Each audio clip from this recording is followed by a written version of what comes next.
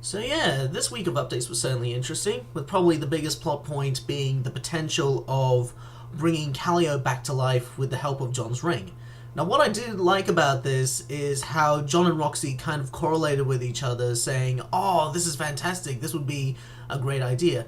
And of course one of the things that was brought up was how John denied the ring to Vriska, and talking about them as they've broken up. And I can understand the backlash against this. I mean, I'm not all that big on certain Homestuck ships, but I know that John Vrisk was a very big one of that, and I can understand where John is coming from when he says that it probably wouldn't have been the best idea giving the ring to Vriska. However, I guess it's the way he said it was a little bit underhanded. I don't know. Part of me felt like the stuff that happened between them was kind of gone out the window. But again, that's something that can be understandable. When you really get down to it, John didn't know that much about Vriska, and the stuff he did know about her was when he talked to her during his session of Suburb, and just the time he and she spent together while they were in the dream bubbles. And really, when you get down to it, it was just a long distance relationship that really didn't work.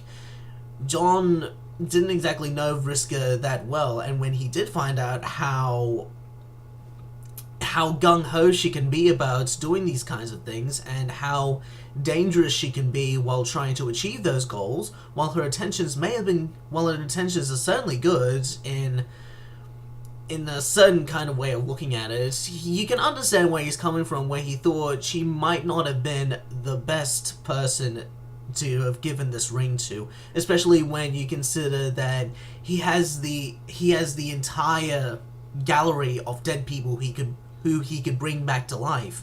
Why did it necessarily have to be Vriska?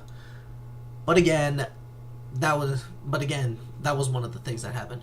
And I guess one of my other thoughts was that despite how John and Roxy were talking about this like it was a really good idea, part of me thought that it isn't going to go down as they thought it would. Because looking at Callio from a couple of updates ago, she seemed pretty grounded and very straightforward when it came to her quest of trying to find her alternate self. She seems pretty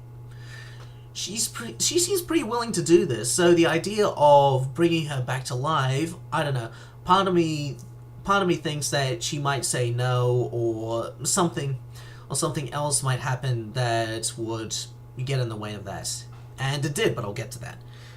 And of course, one of the things that I did like about this week was how after John left Roxy's cell and how she got back to using her Rogue of Void powers, one thing I did like was how she was so close into making the Matriarch Orb, and I was thinking to myself, oh, I wonder what was gonna happen after she had this talk with John to see whether or not her powers would develop any better, and how the Matriarch Orb basically became a fusion of the perfectly generic object. I don't know, I just loved that. I mean, I honestly did not see it coming, and Roxy's face after seeing what she created was just priceless. I mean, I know that Homestuck has like a wide variety of faces for like the most perfect of occasions, and that was one of the best ones. And what else? Oh yes, and after that, with John going back to the ship to try and find his ring, one thing I did find a little bit interesting is that, considering that he's on the land of Mounds and Xenon, I think that was the right name, yeah, Land of Mounds and Xenon, what I find interesting is that Jake's house, that used to be just the base of the tower and was just destroyed, and it was the same as they landed there, but when John went back to the ship in order to get the ring, there was now a tower there instead of Jake's basically busted up house.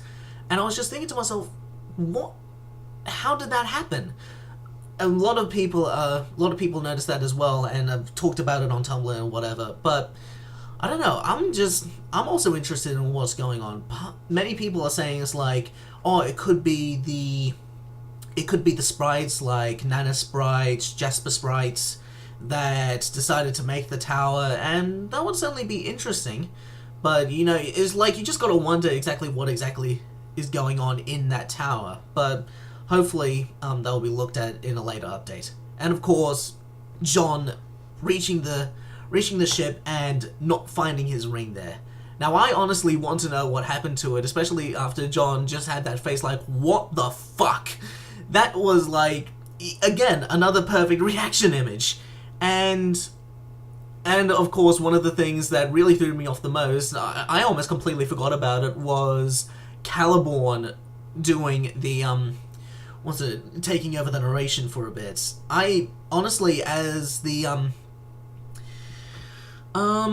dust started to clear up out of most of the updates, I almost pushed Caliborn right to the back of my mind because I completely forgot that he was he was basically manipulating this as he saw fit. And when the curtains closed, I was like, no, Caliborn, you don't do that. You don't do that when something this interesting happens. And of course, it's like, oh, it's not important. It's like, ugh, sometimes I hate you. Sometimes.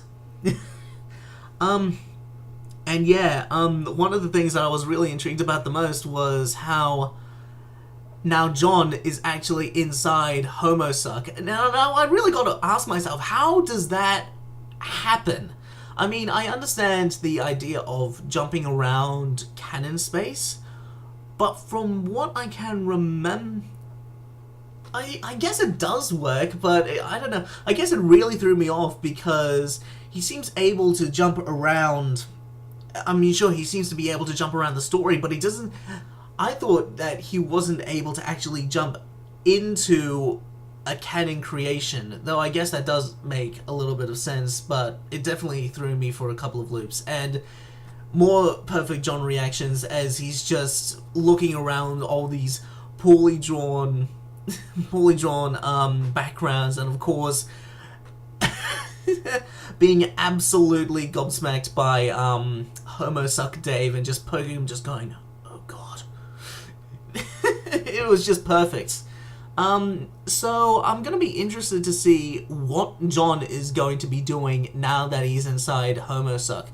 Part of me feels like he'll just jump right back out of there, but another part of me thinks that he might get up into some trouble while he's in there. He's trying to communicate with Caliborn, but of course Caliborn is fully ignoring him, so I'm wondering whether or not that might develop into anything. If he manages to pop out of Homestuck and right beside Caliborn, that would definitely be interesting, because considering that he's able to jump across canon space, it really wouldn't surprise me if he did that.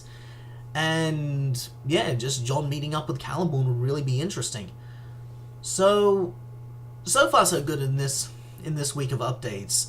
Interested to see where they go, and of course interested to see what the other characters are getting up to, because of course we still got Bec Noir and the Peregrine Mendicants chasing each other towards the Insipisphere.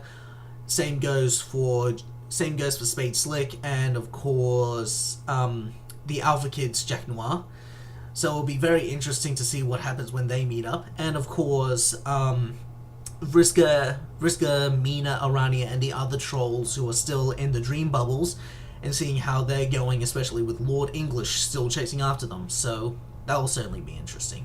So I shall post up another video in the next week, and hopefully you guys will be looking forward to it. So see ya.